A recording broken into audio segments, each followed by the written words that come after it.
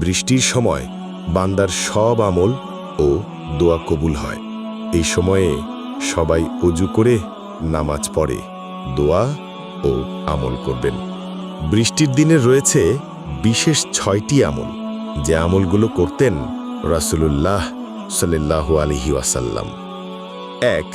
বৃষ্টির পানি স্পর্শ করা। বৃষ্টির প্রতিটি ফোঁটা রহমতের ধারা হয়ে জমিনে বর্ষিত হয়। তাই সুন্নত হল বৃষ্টির ছোঁয়া পেতে নিজেদের পরিধেয় বস্ত্রাংশ মেলে ধরা।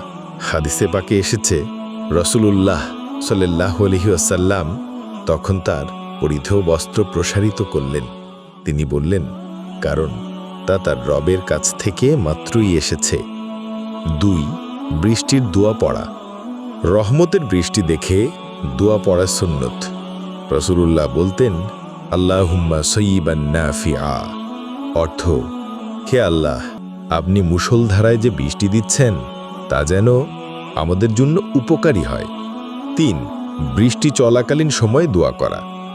বৃষ্টি চলাকালীন সময় দোয়া কবুল হয়, তাই এই সময় দোয়ার জন্য লুফে নেওয়া সুন্নত।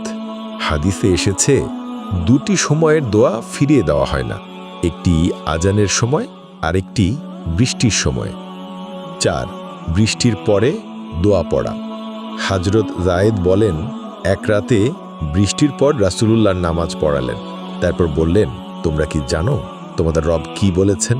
যে বলেছে, আল্লাহর অনুগ্রহ ও দয়ায় আমরা বৃষ্টি প্রাপ্ত হয়েছি, সে আমার প্রতি ঈমান এনেছে। আর যে বলেছে, অমুক তারকার কারণে, সে কুফরি করেছে। 5. অতিবৃষ্টি বন্ধে দোয়া।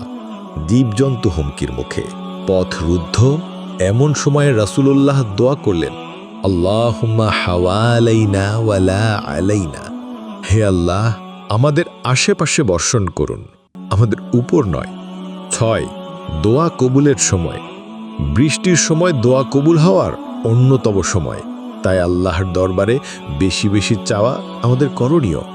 এই সময় কবুলের সময়। আল্লাহ তাআলা মুসলিম উম্মাহতে বৃষ্টির সময় এসব আমল যথাযথভাবে করার তৌফিক দিন। সুন্নত আমলে জীবন গড়ার তৌফিক দিন। আমিন।